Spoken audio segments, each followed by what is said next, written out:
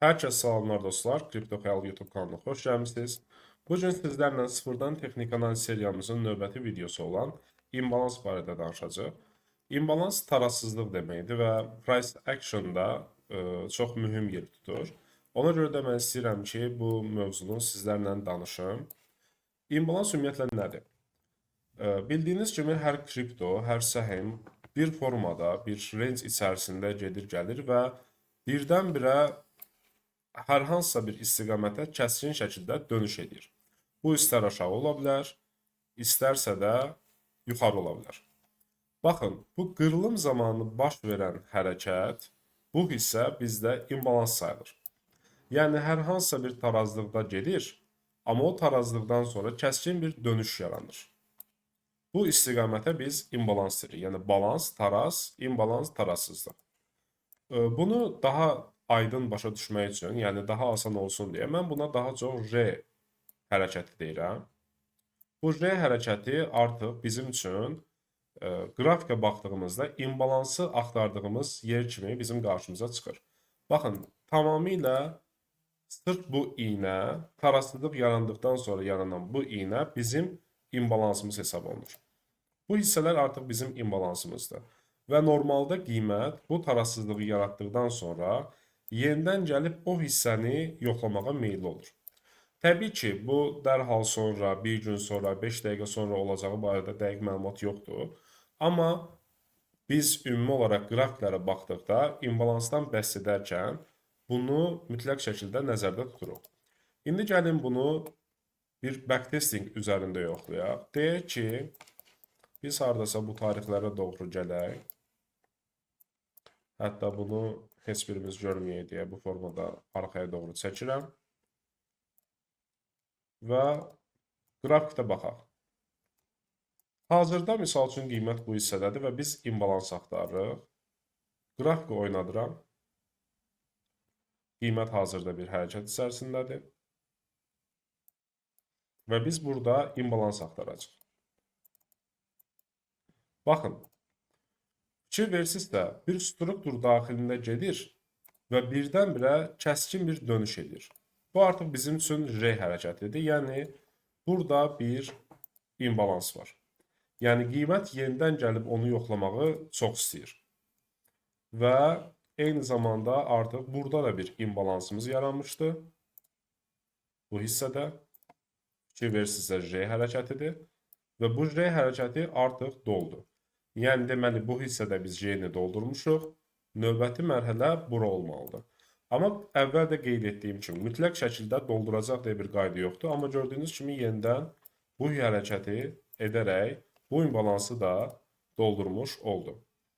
Və biz bu formada price action qaydalarına əsasən baxdıqda, fikir verin, burada da yenidən gəldi.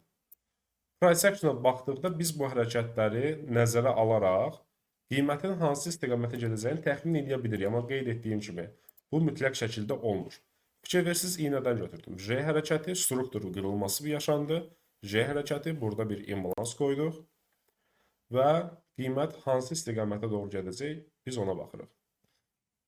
Yəni, qeyd etdiyim kimi, bu həmin dəqiqə dolduracaq anlamına gəlmir, amma çox vaxt doldurmağı sevir. Hətta mən sizə deyərdim, bu illərlə doldurmadığı zamanlar da ola bilir.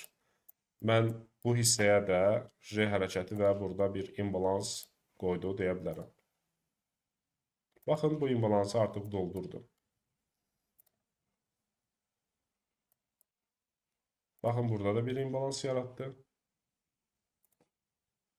Burada da bir imbalansımız var.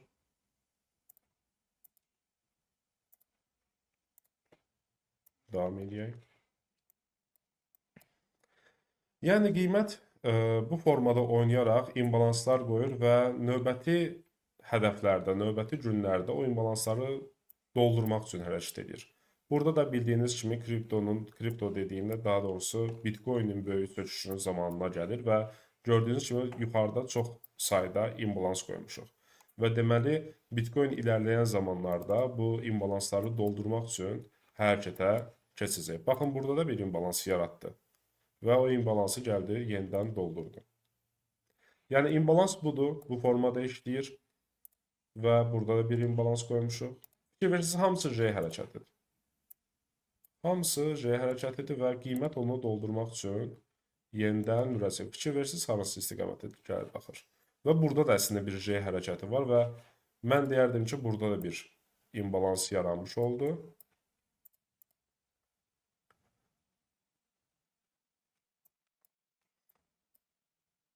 Baxın, burada da artıq böyük bir imbalans. Burada artıq bir neçə imbalans yaradıb.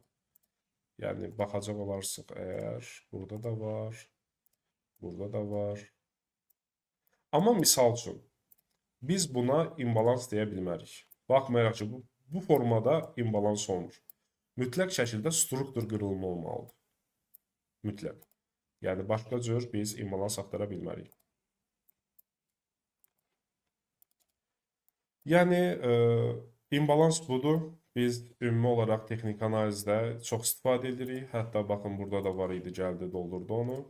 Yəni, price action'ın sadəcə bir hissəsidir və imbalans qoydu, mütləq gəlib oranı dolduracaq deyə yox da, ümumi olaraq analizlərimizə baxdıqda nəzərə almağımız daha yaxşı olur. Çünki əvvəlki videolarda da bilirsiniz, SR kimi çox yaxşı işləyən metodlar sizə paylaşmışdım. Onlar daha stabildir, yəni çünki dəstək və müqavimət zonaları bildiyiniz kimi təpədir, dibdir, dəstək və müqavimət zonası da daha idealdır və bizim üçün daha yaxşı olar onları analiz etmək. Nəinki imbalans uzun müddətdə hər hansısa bir qrafiki izləmək. Ümid edirəm video sizin üçün faydalı oldu. Telegrama qatılmağı, videonu bəyənməyi və kanalı paylaşmağı unutmayın. Sağ olun, salamat qalın.